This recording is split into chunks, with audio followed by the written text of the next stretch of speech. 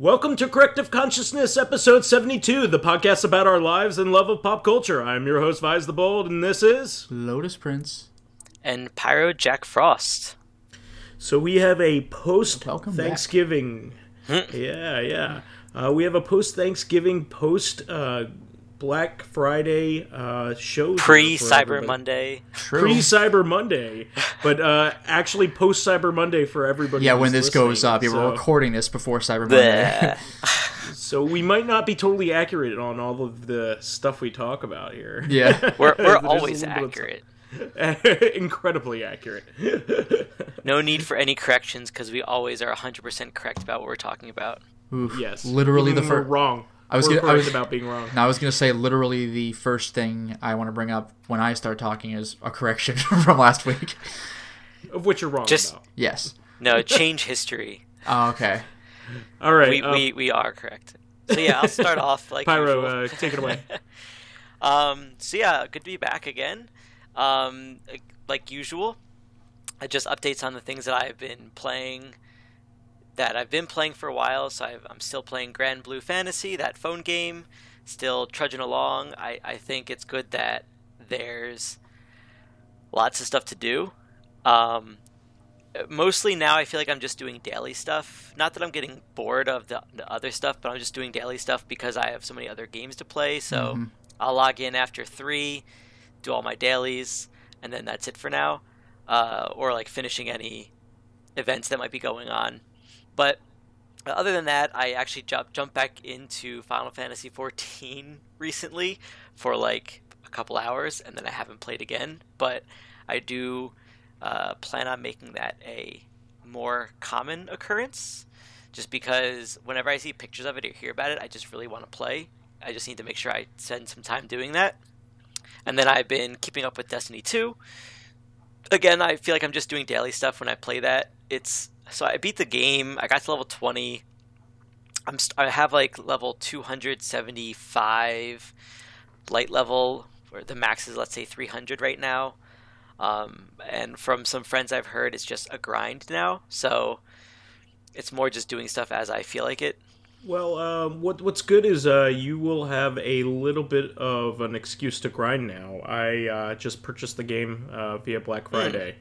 Nice. So Green Man Gaming was having a really nice sale where they were selling the edition with all of the expansion pass and everything.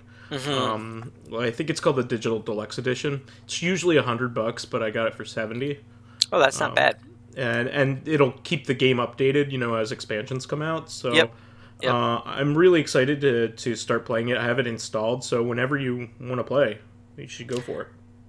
Yeah, so yeah, I didn't buy any of the expansions. I know one comes out in December. I would say it's actually more, because I know you have other games to play. I mean, since I'm just grinding and you're going through the story, it's more like let me know when you're on, and I'll jump in. Yeah. Or if you notice that I'm on the computer, I'm on Steam or something, just tell me and I'll log into Battle.net. But yeah, so it was fun while it lasted in a way. But yeah, if other people are playing, it'll give me more reason to grind. So those are the three games I'm kind of just playing that are kind of endless games in a way. Some other big things that happened. One, I actually beat a game today. I started a game today and beat it today. Oh, there you go. Because I figure it's Thanksgiving weekend. I should have done that at least once. So I played Botanicula. I don't know if either of you have heard of it. Oh yeah, that's kind of like the spiritual successor to Machinarium. I don't know if you consider it the spiritual successor, but it's by the same people. Yeah. It's a similar art style, similar. It's a point-and-click adventure game, so it's actually pretty short. I beat it in, let's say, 3 or so hours, but I had it in my Steam library for a while, and I figured I might as well jump in and see what it's like, and I ended up just beating it. It wasn't actually that hard. Granted, there were some annoying parts to it just because they're long, but it wasn't actually that hard. It was kind of interesting. That's really all I have to say about it.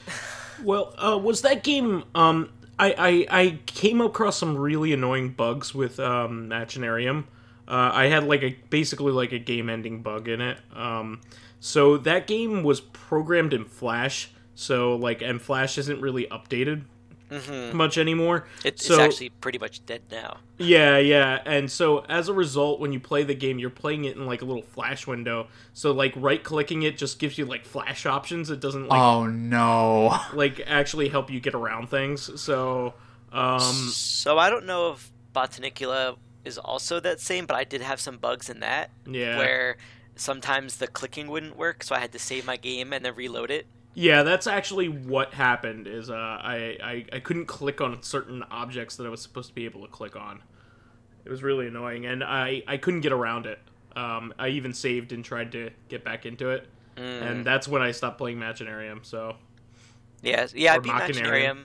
I don't remember much about it. I don't know if I had any bugs with that, but yeah, Botanicula, there were some bugs where I had to save it, reload it. Sometimes the like I said, the clicking didn't work. But that was about it. Some other big things. This actually might be more of a long conversation for Recon, but my girlfriend and I over the past 2 weekends have been doing a Mel Brooks movie marathon. That's so good. awesome. So I believe either a year or 2 years ago, my brother got me the Mel Brooks movie collection, which doesn't have all of them. I found out it doesn't have the bad, like the movies that were flops, such as what's Life Dracula Sucks. Dead and Loving It. Yeah.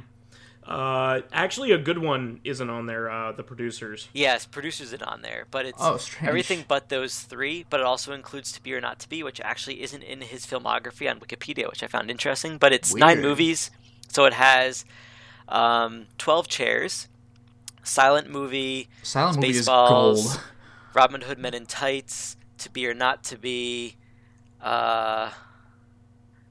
Blazing Saddles. I'm blanking on them, but there's three others. History of the World Part Young 1, Frankenstein, I think. Yeah, and Young History of the World Frankenstein. Part 1, and there's one more. Oh, High Anxiety. Oh yeah, Okay. High Anxiety. Okay. But yeah, so I've realized that I've only watched like half of those movies, so most of them were new to me, and not all of them were as great, I think, as my love for Blazing Saddles, Spaceballs, and Young Frankenstein. Robin Hood Men in Tights. Yeah. Like I actually have never watched Young Frankenstein. That's so good. that's arguably his best one. That was good.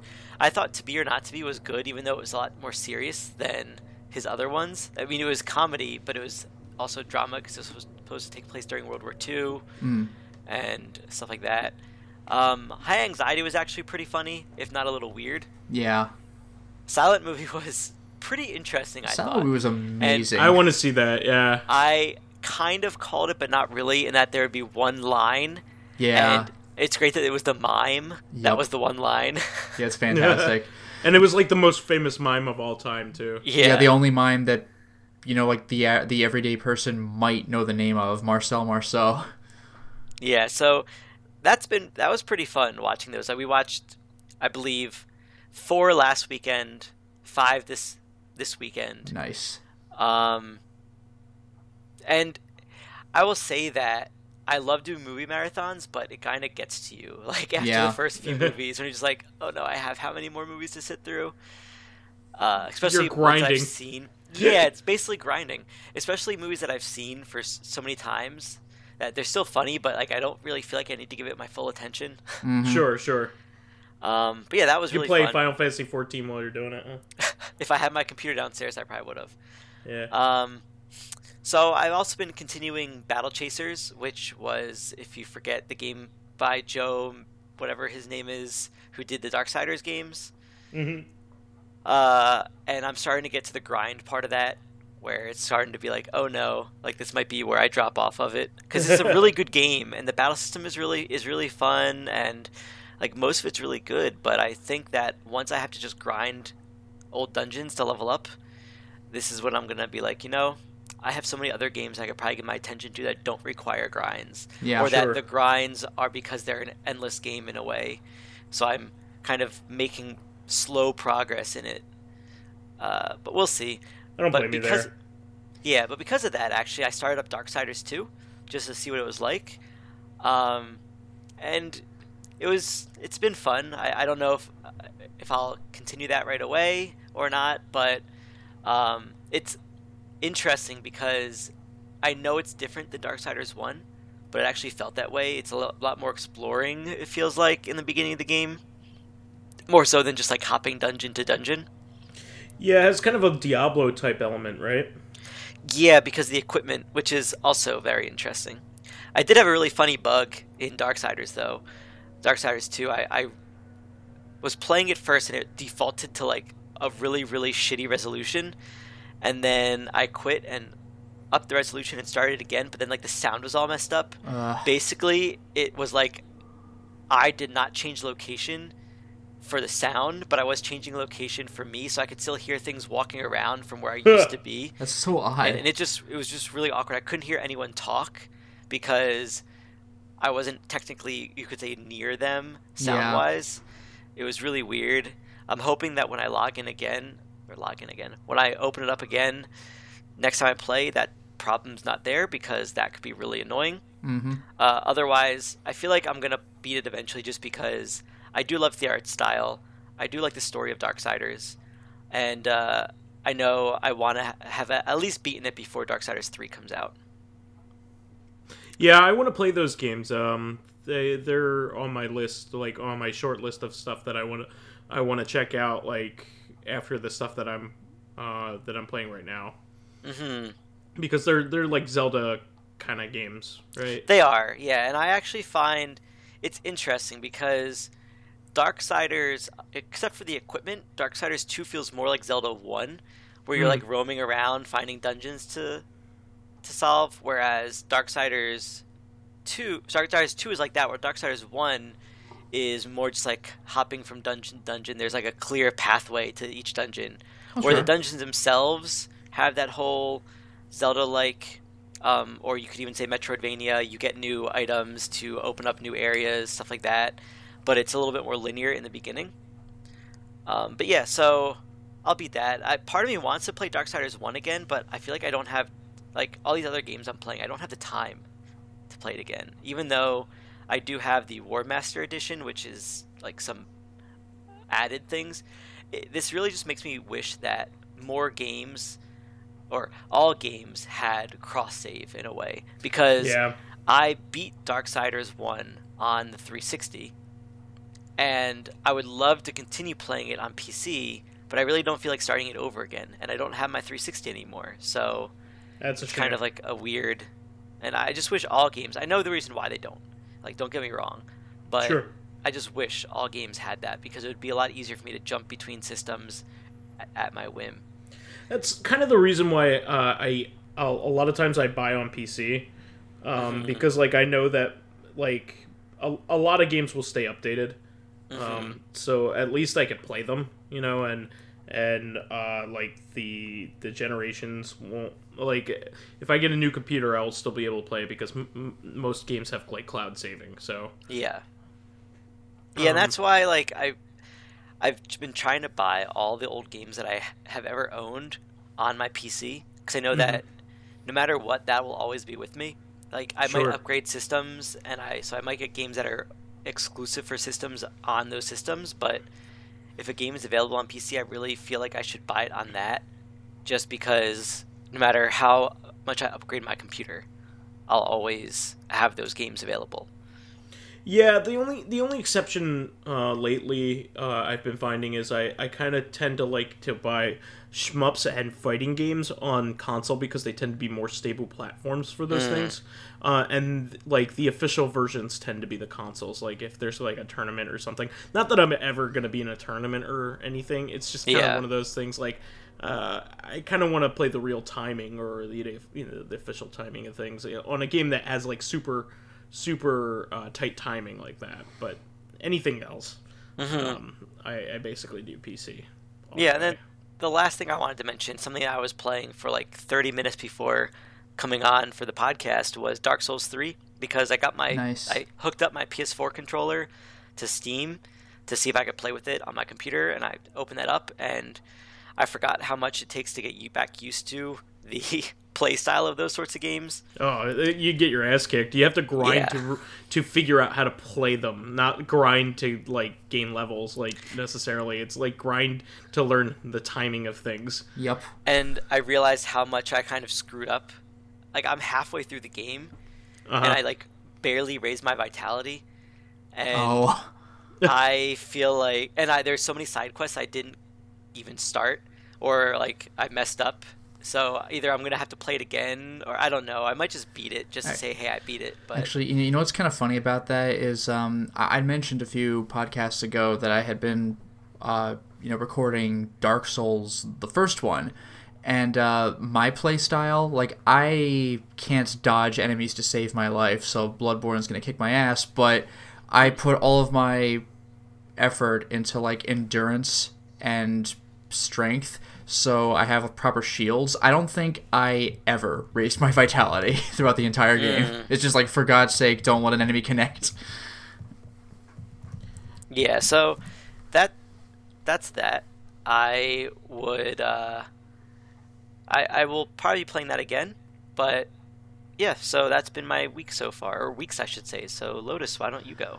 Sure. Well, like I said, first thing I want to do is give a quick correction. We were talking about voice actors, like which voice actor does the your boss in Return to Castle Wolfenstein, and we finally zeroed in on Tony J. And when Vyse asked what else he's done, I said a couple roles in King's Quest VI, and also the Spider-Man 90s cartoon, Kingpin. Turns out he was not the Kingpin. That was Roscoe Lee Brown. So you keep leading us down a rabbit hole of corrections. Of corrections. So, yeah, yeah. So he was probably also in Twin Peaks as well, and let me see. And he's probably in Romney and Michelle's high school reunion. Yeah, I think he was in. I think he was in. I think he was in Thor Ragnarok, The Original Godfather, and The Wizard of Oz. That's probably right. Probably the oldest actor still working. And he did great, and he was a great voice in every Silent Hill or every silent movie ever made.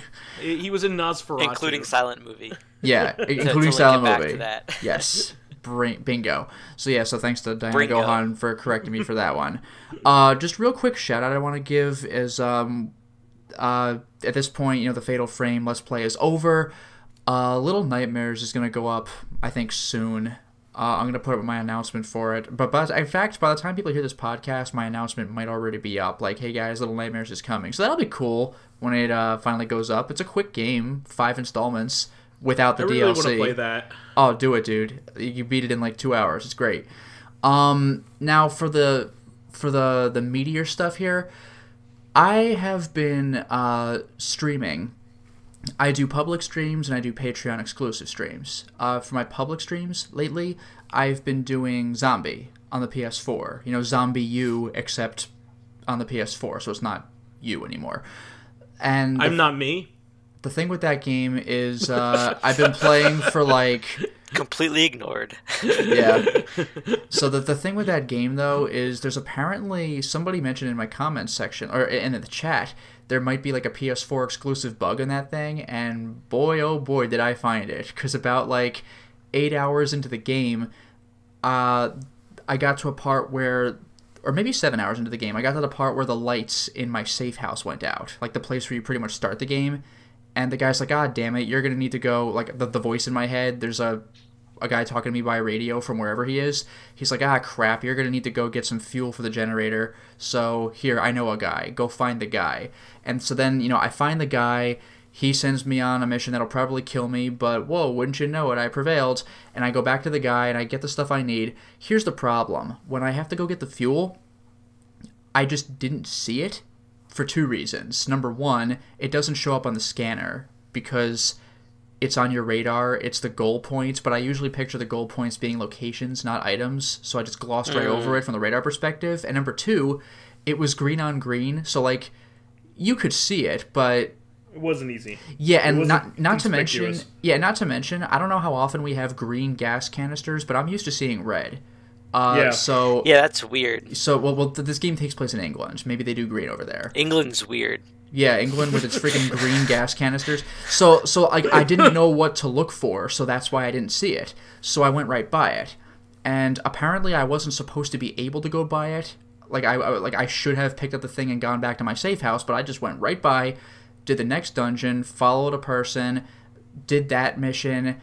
And then eventually I died or made it back to the safe house or whatever. And when I got back, the lights were on. So I'm like, okay, well, I did do the stuff that I needed to do for the fuel mission. I guess we're good.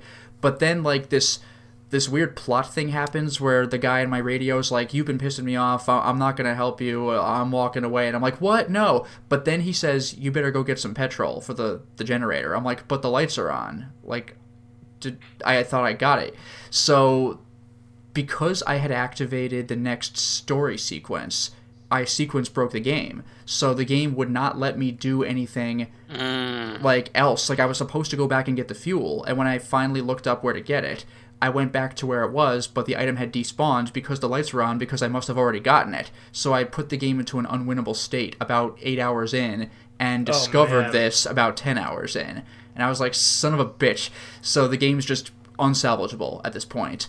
I said that I wasn't going to try the game again because what if I run into the glitch twice? But I didn't realize that I'm the one who despawned the item. Not that it ever should have happened, but the problem was you all along. Yeah, well, also allowing me to even make that mistake. But but because I'm the one who despawned the item, it's not like, oh, the item just didn't show. I actually did try getting back to that point, and I was able to do it in like 4.5 hours. So yeah, because you know what to do. I actually knew what to do, and I was just like, all right, let's do it. So I think I can actually continue the game again. I just hope I don't run into anything else like that because my patience only stretches so far. So the zombie game may just continue. Hooray! Oh my god. Good for you. Yeah. Ugh. All right. So a couple other things. For the Patreon streams, I've been streaming Donkey Kong Country, the first one. Now, I had mentioned before that I was able to stream it, but rendering the thing out of my capture program took forever and a day, where normally it should take like under a minute. So I didn't know what was up with that. Well, I was able to beat Donkey Kong Country in 3 streams. On stream number 2, the rendering was at normal speed, but the audio and video desynced. So that's like, I'm used to dealing with that kind of problem, but I haven't had to deal with that in like a year. I was like, I gotta do this now. And then on the 3rd stream, there was no desync, but it took forever to render again. I'm like, I don't know what's going on. So I still think I might want to pre-order a Super NT to hopefully avoid this problem. But the good news is that I got a 101% on Donkey Kong Country. Like, I've done that on DKC 2 and 3, but I've never actually gotten a perfect game on the original Donkey Kong Country because I didn't feel like looking for the bonuses because there isn't really much of a payoff, and some of them are like hidden to the point of being genuinely frustrating. But I'm like, I'm streaming and I'm using GameFAQs to hell with it. So yeah, I got perfect DKC 1 for the first time ever. Nice. So that was pretty gratifying. Nice.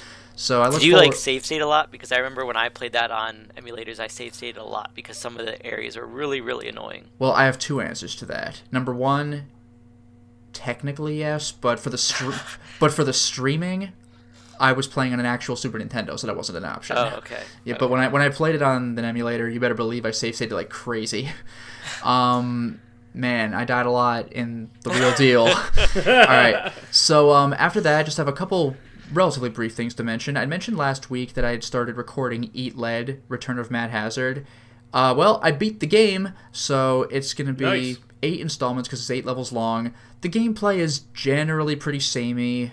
Yeah, I was going to say, is that game good? Because I remember people didn't really like it that much. The gameplay is pretty mediocre, but you're kind of in it for the writing and the cutscenes, which mostly are pretty clever. So, like, isn't it, what's his face is... Will Arnett. Will Arnett, yeah. And the bad guy is Neil Patrick Harris, which is pretty great. Okay. But basically, it's you enter a room, a bunch of guys run out, you kill them, run to the next room, a bunch of guys come out. Deadpool's like that, too. Oh, is it? Okay.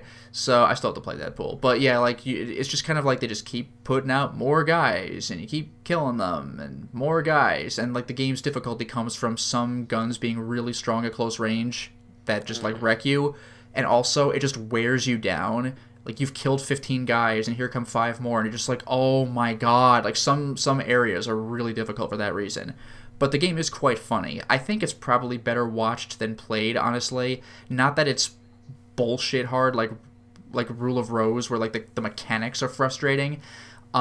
This game's mechanics work. It could just be a nuisance, because, like, it gets pretty grindy after a while. Like, not in the sense of leveling up, but just, like, you're just kind of like, do it again to advance the game. But it is quite humorous, so I look forward to putting that up whenever that goes up. It'll be a bunch of games down the line. Also, for a Patreon request, because my last Patreon request for a game to Let's Play was Fatal Frame 5, the next one is Oxenfree. I've been playing a bunch of that, and I heard that was really good. It's quite good. It's the sequel to Ollie Ollie. Yeah, yes. I made that joke on Facebook. But I gotta say, it's I don't know how much that game would hold up on a replay in terms of gameplay, because you can make different decisions regarding conversations. There's tons of replay for that. But the thing is, as far as I know, I don't think you can advance... Well, I haven't tried. I'm not sure you're allowed to do certain things, like, until your conversation ends. Like, I can't press that button on the wall until we're done talking, you know? So, like, if you play the game again, you're going to really have to just sit and wait for conversations to end. So I don't know if there's a speed up function to that or what, but I don't think so. But on a first playthrough, the game really does wow you.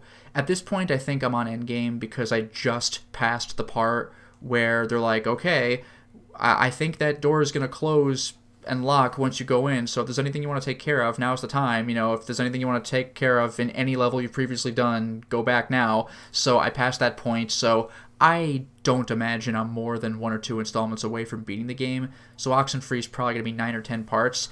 It's fun, and it's... Is it like a point-and-click adventure game? Kind of. It's point-and-click like Grim Fandango's point-and-click. Like, okay. There's stuff to click on, but you move with the arrow keys. At least... But it's an adventure game, basically. Yes. Okay. Well, I guess it's like OG Grim Fandango, because Remastered actually is straight up point and click if you want it to be. Mm-hmm. But but Oxenfree has paths that you walk on, and you could choose paths, but you can't run around wherever you want. But at the same time, there's lots of places to look around, and you could do weird stuff by tuning into certain frequencies in your radio to trigger certain things, which is pretty cool. So I look forward to finishing that game and seeing where it goes, because it's got me hooked.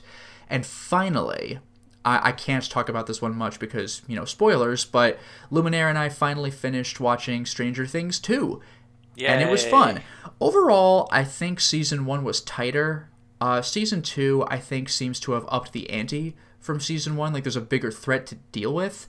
But Season 1, I just felt was a little tighter, mainly because...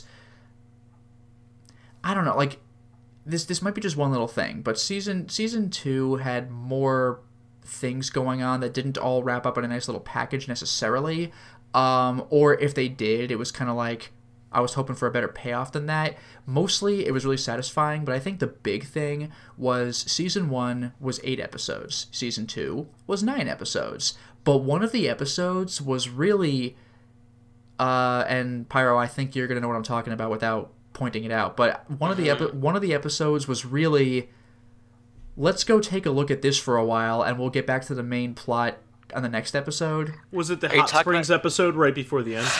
Was it the what? He's making a JRPG joke. Oh, so well, no, it's an anime joke. Like yeah, the obligatory. On episode 12. Was it episode 8? 7. I think it was 7. The one where you meet 8. Yes. A lot of people had complaints about that, but really, when you think about it, they couldn't have taken out that episode. There's a lot of things they that potentially could have if they took out the first scene of the first episode. Because that was out of nowhere. 11 would not have had the revelation she'd had if she was not with that group of people. Her character development would have been completely different. No, that is true. I mean, it did help. A lot of people felt that way. Like, what's the need? But the creators themselves said they tried taking out that episode. Oh, really? And it did not work at all. There was no... They kind of had to have that. Have you seen... I know I mentioned this last time I was on. Have you seen Beyond Stranger Things? No, I haven't touched any of that. So yeah, on Netflix, there's a series called Beyond Stranger Things. It's like the after show. Yeah. And there's a lot of interesting things that you'll realize from watching that. Sure. That went into making it. No, but the thing with episode 7 is, I did like the episode, but it just felt like, let's do this, and then back to the main plot. Like, I understand why it was necessary for the reasons you were describing, but it still felt like the different episode, Mm-hmm. But it was entertaining, and also, again, you mentioned that one guy, Billy, the stepbrother, mm-hmm. you mentioned, he was the Red Ranger in the Power Rangers movie. Yep. That knowledge just made his role just funnier and funnier to me, because he was such a piece of human garbage.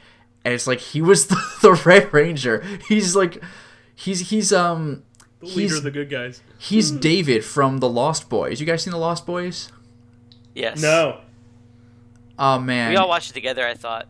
That's right. Yeah, we saw it at time. Luminaire's place. Yeah, actually, Vyse, you might have seen it, but No, I haven't. Okay, well, David from the Lost Boys is played by Kiefer Sutherland, and he's I just definitely like want to see it. he was a stereotypical leather jacket wearing, mullet sporting, badass who'll beat the shit out of you. Man, this guy in Stranger Things just looked and kind of acted like him. By the way, I think one of my favorite scenes with him is when he turns on the charm. There's a scene in like the 8th or 9th episode where he just like has to play the nice guy because he's trying to get some information, and that was fantastic. Like, that was so good to watch. It was amazing. But Nice. anyway, yeah, so Stranger Things 2 was quite enjoyable. I've heard that they were going to make 4 seasons. Yep. Maybe you're the one who said it, Pyro. But yeah, I've heard Yep. they're going to make 4 seasons, so the show will have an ending. It's not going to keep going until it gets tired. So I look forward to seeing whatever comes of season 3, whenever that comes. Probably next Halloween, maybe, right? If they're going to do that again. Well, I don't know. Yeah. Well, season 2 It's came out probably around 2 Halloween. Halloweens. I think it was every other Halloween it's been so far. Okay, yeah, works for me. I'm curious to see where it goes. If that's the case, it'll be like the Harry Potter movies, where we just watch the characters grow up. Mm-hmm. With Harry Potter, it was once every year over 7 years. With this, it'll be 4 times, but over 6 years, I guess. So that'll be pretty cool. So yeah, that's been my week. How about you, Vyse? I've been unfortunately I didn't get a chance to beat Far Cry 4 or Metroid: Samus Returns. However, I've seen you been playing Far Cry 4 though. Yeah, I've been making some major progress in both. So in Far Cry 4, I just unlocked all of the map, which basically means it's only a matter of time before I beat it. So I liberated all of the outposts. I captured all of the bell towers, which is what reveals the map. The outposts are what keep the bad guys in control in those regions. So they have no outposts and no towers. So they're extremely crippled. The only thing they have left is one fortress, which probably should be one of the toughest capture points in the game. So I'm looking to do that. I only have like 2 or 3. Yeah, I have 3 signature weapons to unlock, which is one of the things I wanted to do.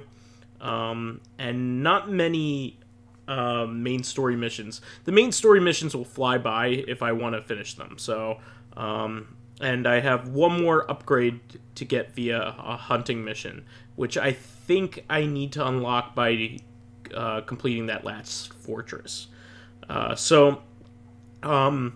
It's cool. Actually, the game is getting to be more fun in the very last bit of it, because the outposts are more intricate towards the end. So it's becoming a lot of fun to try to get through them. Plus, I have like really good weapons now, so it's a lot of fun. And like certain situations, I can't really get through by just sniping people. Like there's a lot of heavy guards now, and heavy guards you can't just snipe. You can't do headshot and then they're done. So I learned an ability to take them, do a heavy takedown, which basically means you can sneak up on them and like stab them to kill them. If you want to do a silent takedown. However, you need to be able to get in close to do that to them. So you basically have to kill out all the light guys first. So it's a lot of fun. Metroid: Samus Returns kind of had a really redeeming moment here for me. There is this boss that is unique to this game rather than the original Metroid 2. It's like a mining boss who is the guardian for the power bombs. The super bombs.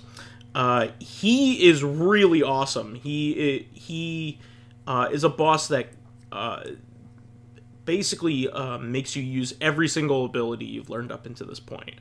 And I love it when games do that.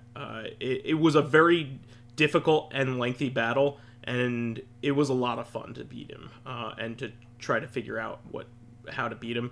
I died a lot on him. It was probably good that it was something new, because I don't know how many times you've beaten the Samus 2, right? Is that what this Metroid 2 is what it's based off of? Metroid 2, yeah. I don't know how many times you've beaten it, but it's always good when there's a remake where they actually add new things, so something you don't expect. Yeah. Well, so I never beat the Game Boy game, Metroid 2. I got very close though. I effectively beat it. I basically got up to the very last Metroid, the Queen Metroid, and my friend took the game back when I was borrowing it from him. What a jerk. You mean ex-friend. He's actually a mutual friend of ours. Another Dan. But anyway. Okay. That explains everything. You Dan's. I also beat AM2R, so I've played Metroid 2 a lot in different forms. So this one was great, though, and I didn't see it coming, and it was a lot of fun. And also the boss was like one of those bosses that kind of haunts you throughout several portions of the game. Like, he comes in and just, like, wrecks your day. Like, there's a point earlier in the game where he shows up and then chases you by grinding things behind you, so you need to like constantly do some quick platforming and things like that, and it was just a fun battle. I love that kind of stuff. So I think I have like only a half a dozen of Metroids left, so moving right along. I'm on section 6, so or section 7, so section I'm half dozen. What's up? Section half dozen. Section half dozen. Section 7, not 6. We said 6 or 7. A half baker's dozen. Yeah, a baker's half dozen. What's that even mean? Is that 7 or 6.5? It's not a real thing, but let's just say 7. But rounding down. So yeah. So anyway, I will probably have these done pretty soon, unless I run into a situation where I can't really play games this week. And so I more watched a couple movies this week. I spent a lot of time with my girlfriend because it was Thanksgiving.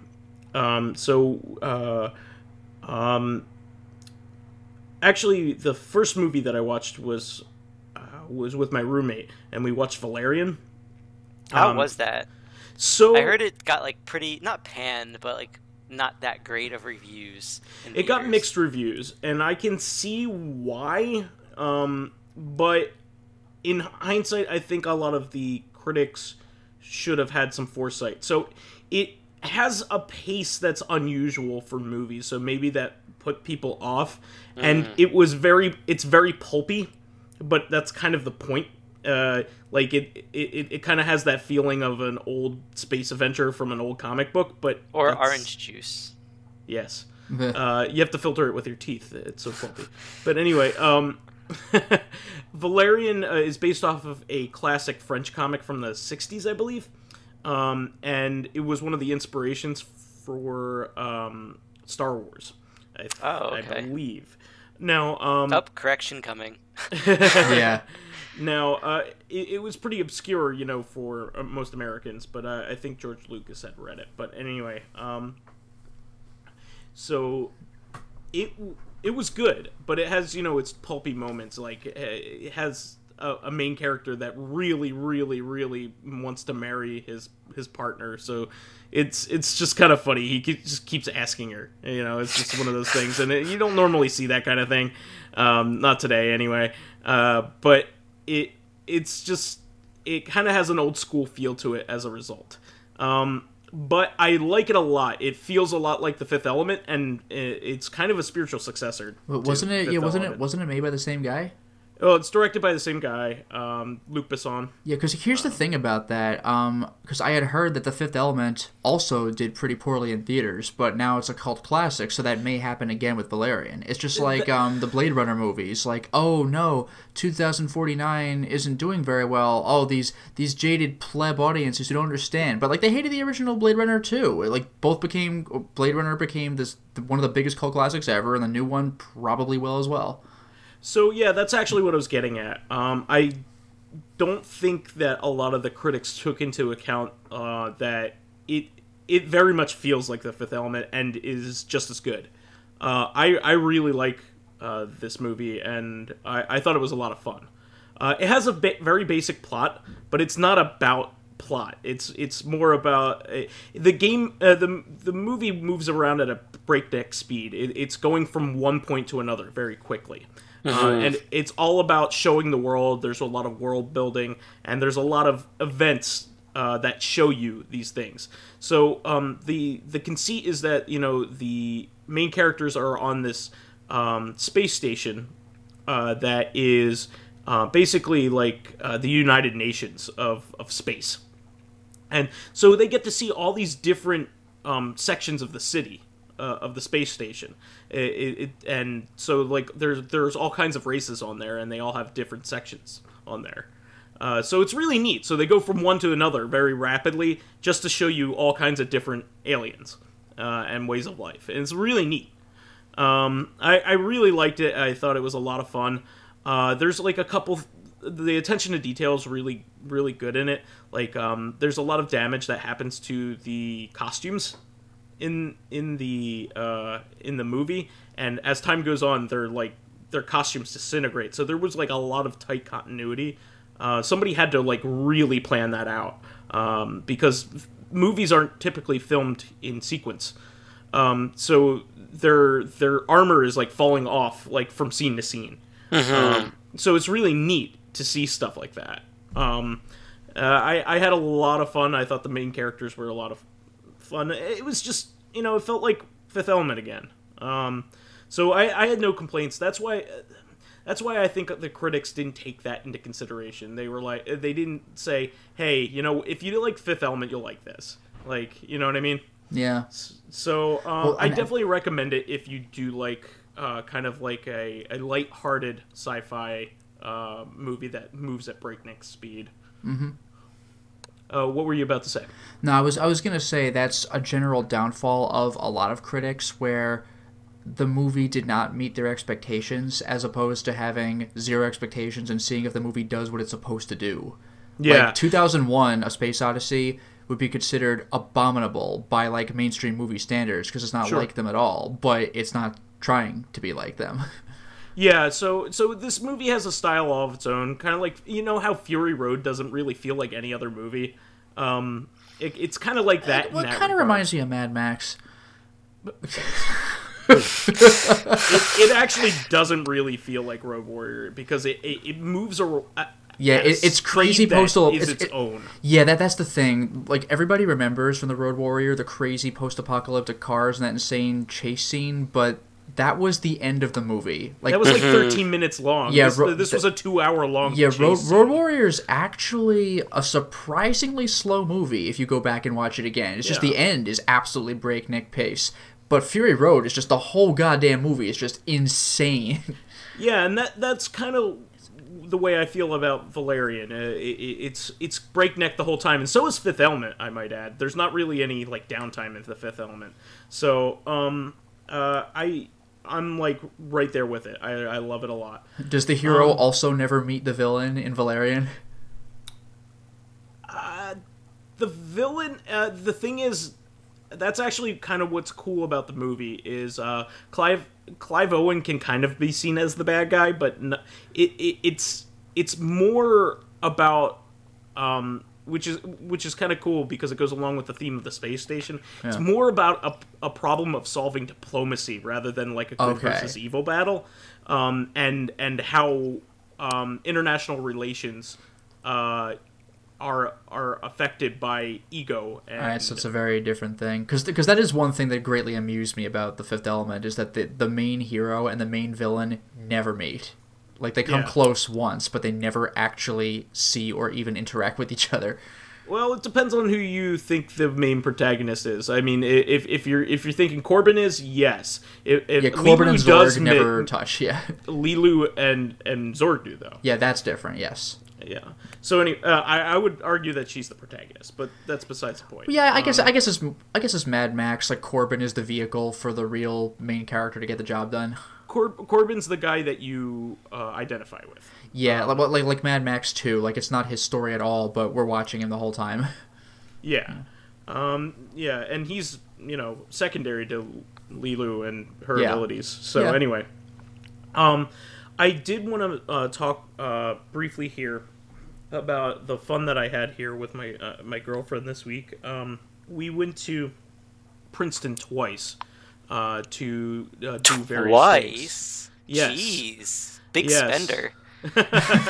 So yesterday we went to the town and went into a whole bunch of shops and things like that, and we went to a bar called Agricola, a bar and restaurant called Agricola, to catch a drink yesterday, and we actually returned there today after we went to a place called Grounds for Sculpture, which I'll get to in a bit. Grounds for Sculpture is just gorgeous. Yeah. So we had a fantastic time. We walked through the town. We got to go into a lot of stores. We bought some fancy cheeses. We just had a really awesome, great time, and I was really glad to have spent it with her the whole weekend, basically. And towards the end of the day, since we knew we were nearby, we met up with Luminaire and Lotus for dinner. Oh, nice. And good times. Double date. Yeah. Sure. And like my girlfriend and I were thinking of we didn't want to take ask you to go to Agricola because it's kind of like a little funky, and you like plainish foods, so we were trying to be courteous of that. So I picked out like a bar and grill that I thought you would like. And it happened to be like a mile away from your house, and you didn't even know it was there. Yeah, because it didn't used to be that Yeah. restaurant. So I was like, oh, that's a thing now? Okay. Yeah, like it took me like 6 minutes to get there. I was like, yes. I have to tell you, I just about shat a brick because we were looking over the menu and you were like, oh man, duck wings. And I was just like, what? Yeah. And then we get there and you like ate more duck wings than anybody. And I was just like, dude, you like duck? He's like, I do now. And I was like, wait, what? Where's the real Lotus Prince, and what have you done with them? Yeah. Well, not only did you pick something it's that not a you far never... cry for me, though. It's Yes, yeah. but like you tried a whole new animal. Like, no, I know, but like it's not too different than chicken wings. I guess, duck wings, chicken wings, ostrich. It's like it's you know it all kind of runs together for me, even though they're not the same. It's like that's not a stretch for me. It's still not in your wheelhouse, but so not only did you pick something new that you immediately were gravitated towards, you loved it. Wait, I'm curious though. Did you have the same reaction when I tried a bison burger for the first time? I did. Oh, you did? All right, okay. Bison burger less so because like I'll ground meat tastes the same. I mean, come on. Well, that's kind of what I'm thinking for the birds. It's like, it's a leg, you know, or it's a wing actually. It's all pipes. They're pipes, Jerry. But I did want to say that because we had a great time meeting up with you guys. We had a lot of fun. And then we went to Grounds for Sculpture today, which I just quickly wanted to mention. It is a lot of fun. It's in the Princeton area. It's in Hamilton. Yeah, Hamilton. Yeah, it's a great close place. to Princeton. If by any chance anyone who listens lives around that area, they should go because it's really beautiful. Yeah, it is gorgeous. They got sculptures everywhere, big statues, small statues. One of my favorite medium exhibits. Statues. Even medium. One of my favorite exhibits. Some as big as your head. I'm not sure if you saw it. Maybe you did, but it's just statues of people just posing normally enough, but off to the side there's a statue of an artist painting them. I just really enjoyed that. It was a Monet. It was Monet painting a Monet. That's what it was? That's yeah, fantastic. he and the sculpture was there was a sculpture of Monet with his easel, but then there were like his subjects were also sculptures. Did he have a bag of Monet with him? I think he died a poor man. Anyway, I also really liked American Gothic as a sculpture. Like, a 3D rendition of American Gothic was really neat. I just love that kind of stuff, and we had a really good time. And I took we took a couple funny pictures. One of them was me referencing Bubsy 3D. I saw that. I think there's no way any. Respect. Yeah, I saw that you posted on Facebook. I'm like, no one's gonna get this. There's not a chance. people laughed anyway. No, yeah, they did because it's kind of funny. But I was like, I'm the with you with your phone that said art. Yes. Yeah. I laughed like, just because you had a phone that said art with you by art. That's why I thought it was. Yeah, no, it's funny anyway. But like, I'm the only one who understands. You're the only cool one in the group. No, just the only one esoteric enough. I'm referencing a video game that was being we mentioned it last week. Specifically pretentious by pointing out art. Yeah. I knew it would enough people would get the gist. So yeah, it's funny enough anyway. But yeah. But yeah, I labeled myself as art next to a bunch of sculptures, so that was funny. But had an amazing time with her, and then we went to Agricola and had some awesome food. We had braised short rib, which was amazing. Nice. So I'm gonna wrap up, but I just can't get over how much fun I have with her. She's just the best. So I've been really enjoying spending time with her. So can't wait to continue. So we can move on to questions here. Sure. Thakathon asks, do you prefer solving puzzles where you see the whole scenario at once, like Professor Layton or the Overhead Zelda games, where you're like, there's the solution, how do I get it? Or do you prefer when it's more open, like Portal, where you have to figure out what you're even supposed to start doing? So with these, I like puzzles in general. I love puzzles, and especially in video games. I love stuff like Portal, where you have to like poke and prod it. I played a little bit of the Talos Principle, and I really like that, which is very Portal-like. It really, I've described that several times as Portal without portals. Yeah, there's a lot of like Portal-ish games. I mean, like even Portal 2. Portal 2, yes. Narbacular Drop is very Portal-like. And Splatoon is actually very Portal-esque in a lot of ways. I can kind of see that with the because gel. Like, you're manipulating the environment in order to solve.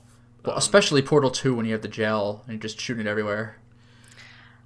Yeah, I like. I agree in the fact that I just like puzzles. I don't really think I can choose one, because I like the Layton puzzles because those are more logic puzzles. I would say where like how do I logically find the answer to this puzzle. Like, you could think of Sudoku is the same way, because you know the solution, which would be just like, how do I logically get to that answer?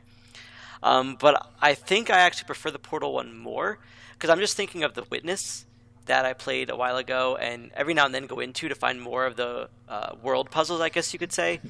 But there's so many parts in the Witness that your mind is just blown with when you're like realizing how you solve. Like, they're just line puzzles, but the more things they add to them, and when they start bringing the scenery into it and all these other little bits and pieces, it's just like, wow, I did not expect a simple line puzzle to get to this point. So yeah. I think I like that poking and prodding and like learning things as you go more than the logic puzzles, but I just love puzzles in general. So yeah. I would say I'm a bit conflicted on this one. It probably depends on my mood. I might prefer the overhead, you could see everything at once puzzles, because I can see it all and go, okay, now let's see how I break this down. I don't much care for poking and prodding, because I'm the kind of person who will just do that forever and like maybe or maybe not find the answer. Like with the Talos Principle, I was not getting half of the stuff in that game without a guide. It's just like, I don't have the patience for this. But at the same time, those kinds of puzzles are more rewarding for what Pyro just said. When all of a sudden you discover a new thing, you're like, it does blow your mind. So I would say they make you feel like a genius when you that's the thing. So like the logic puzzles, I feel are just more like if I feel like being efficient, but the 3D like explore around and see what happens puzzles, if I have the patience for them, then I feel that they're more rewarding in general. I also want to add I like I like Portal, the puzzles in Portal, because they lay out the tools you have to solve any puzzle. Yeah. So That's they true. they tell you what the rules are, and then you have to use the tools that you have within the environment in order to solve it. There's nothing that you're missing other than maybe a section of the environment or something That is like true, because with Zelda dungeons, you better get the big chest and find the item before dealing with that room, so yeah. I mean, even the Breath of the Wild kind of changed in that way, in that most of the puzzles in that game are very Portal-esque. Everything in the shrines, and actually everything in the dungeons, in the 4 dungeons, in the 4 main dungeons, is Portal-esque. It's not it's not like Link to the Past where you have to unlock the weapon and then special weapon and then move forward with it. I love stuff like that, but it was good that they changed it up. Well, no, Breath of the Wild, I heard they really allowed you to tackle things from multiple angles. Like, I heard someone on Twitter say that there was some puzzle where you had to complete a circuit or whatever, and they didn't know how to do it, but you could just throw down one of your metal weapons, and that'll actually do it for you. It's like, nice. Yeah. So I think we answered that pretty well. I mean, I think we're all very inquisitive people, so we kind of like to do this kind of thing naturally. So. All right, so I guess we might have time for one more. Dracologist asks if it would be available or possible, within our grasp, what kind of augmentation, alteration would you do on your body? Like, are we could do Deus Ex augmentations, like I have super strength, or I have better eyes because I had my eyes replaced with robot eyes. If you could get like extra limbs or like like a pair of arms, like Goro, or like a tail, or like or specialized extra organs that do their own thing. If you could body mod somehow, what would you do? This is actually kind of funny because I have this conversation with my girlfriend all the time. Nice. Saying that because I talk about like getting LASIK eventually, and not always being the first, but I just bought the Google Buds, whatever they're called, even though they're way too expensive for what they are. And I am looking forward to when this is possible. I don't think I'd want to be one of the first people who does it because of all the bad things that could happen if you don't want to be an experiment. Yeah. Yes, but I think if I were to do this, the first thing I would do is replace at least one of my eyes to have like an internal HUD kind of thing. Oh, nice. That can always just look at think of Google Glass, but in my eye. So I mean, technically, I could just they're probably researching how to do like contacts with this, but I would get my eye replaced. So like I look at things and it tells me more about that, or I can take pictures by blinking my eye normally, could, like, or scan like in Metroid Prime. Yeah, I could scan things and get more information, and then if I get 100%, then I get some better. Then you get to see your own face. When I die, I get some better ending. Yeah. Well, Spider-Man: Homecoming kind of had alluded to a system kind of like that, so it's kind of neat. Nice. So that's my first one. I'll let you guys answer. But that's like would be my first modification I'd get. I'm actually very interested to hear what Lotus would do here. I don't think I would get extra pieces of myself, like a third arm or anything, but I would probably want to like I would probably replace like arms or legs with just generic like metal prosthetics, so I could have like infinite stamina or something like that, or like better grip strength or lifting strength, like something like that, where I just take what I already have and make it better. Yeah, I think specialized extra organs is a fantastic proposition. Yeah, like what if I could fly because of an extra organ, or if I could have some kind of very special metabolism where I could like metabolize explosives or something, so it wouldn't like be a danger.